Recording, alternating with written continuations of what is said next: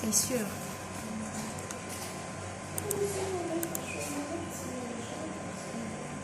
Oui. Non. Oui. Oui. Oui.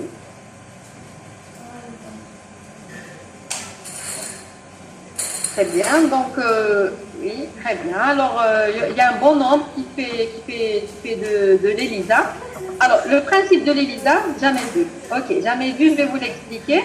C'est très simple. Une technique ELISA est très simple. Elle peut être soit manuelle, sinon si vous êtes dans des centres à forte cadence, elle peut être automatisée.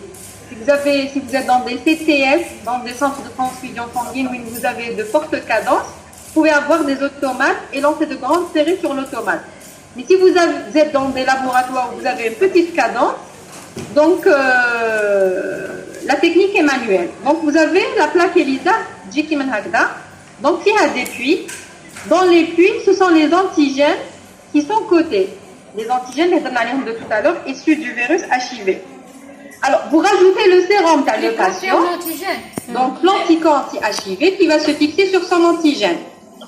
Vous incubez pendant une demi-heure, vous lavez votre plaque ELISA, vous rajoutez par la suite un conjugué, un réactif qu'on appelle le conjugué, et puisque c'est une technique immuno-emblématique, votre conjugué est marqué à une enzyme.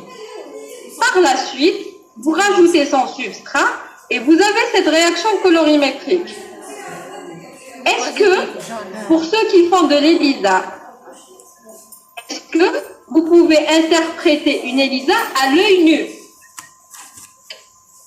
Est-ce que le fait de voir la plaque comme ça, vous pouvez interpréter le résultat ou bien vous avez besoin d'un spectrophotomètre?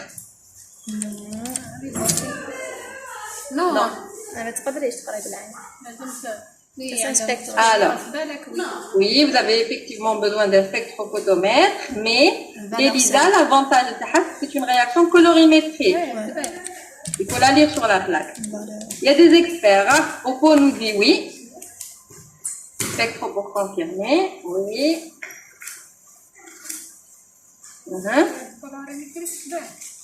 Il dit oui. Android aussi il dit oui. Donc ça doit être un expert. تقدريش كونفيرمي بلي بوزيتيف وحتى نديري لا ليكتور تاعك. Oui. Advocate, oui. Galaxy nous dit oui, on peut. Ouais. Oui, nous dit oui. Effectivement, oui. Oui, oui. Alors, vous voyez cette plaque ELISA, c'est une réaction colorimétrique. Vous voyez qu'il y a des puits qui sont très jaunes et il y a des puits qui sont très clairs. Le fait d'avoir un puits clair comme ça veut dire que c'est une réaction négative. Et le fait d'avoir une réaction colorimétrique importante, vous voyez que là où c'est très jaune, ça veut dire qu'il y a une réaction intense et que vous avez effectivement de grandes quantités d'anticorps anti-HIV. Dans une ELISA, de façon générale, plus la coloration est intense, plus la quantité d'anticorps est importante. Donc oui, dans un premier temps, avant de mettre la plaque comme le spectrophotomètre pour avoir les densités optiques, en jetant un coup d'œil, la coloration, vous pouvez effectivement savoir si c'est positif ou négatif à l'œil nu. Je pour la plaque, si c'est clair, c'est négatif. Si c'est très coloré, c'est positif. Si c'est vraiment intense, ça veut dire que c'est fortement positif. Le patient a de grandes quantités d'anticorps. Ok? Donc oui, effectivement, on peut faire une lecture à l'œil nu, mais pour avoir le taux exact, pour dire vous avez des anticorps anti-HIV ou n'importe quel anticorps à une concentration égale à 52 unités ou la 150 unités ou la 200 unités, il vous faudra une lecture de densité optique dans un spectrophotomètre. Très bien. Donc, Hedia, c'est pour la technique ELISA. De l'autre côté, il y a une deuxième technique, c'est le Western blot.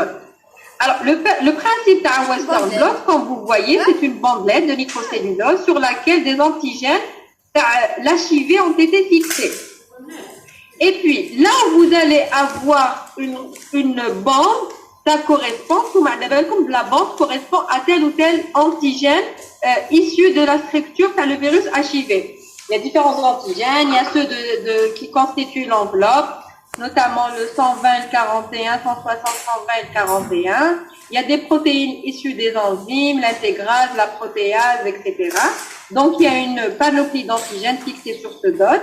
Et puis, là où vous allez avoir une bande qui apparaît, la bande Hedia, veut dire que, effectivement, vous avez un anticorps antigène 18, antigène 24, antigène 34, 41, etc. Hadouma, les chiffres, Hadouma, c'est en relation avec quoi? C'est en relation avec quoi? Le 160, 120, 68, 55. Ça représente quoi? Le poids moléculaire. Excellent. Excellent. Poids moléculaire. Amina. Très bien. Effectivement, parce que le Western blot, il y a une séparation des antigènes en fonction du poids moléculaire. Du plus lourd vers le plus léger. Et du coup, vous avez des antigènes qui rentrent dans la constitution de l'enveloppe des enzymes du virus HIV.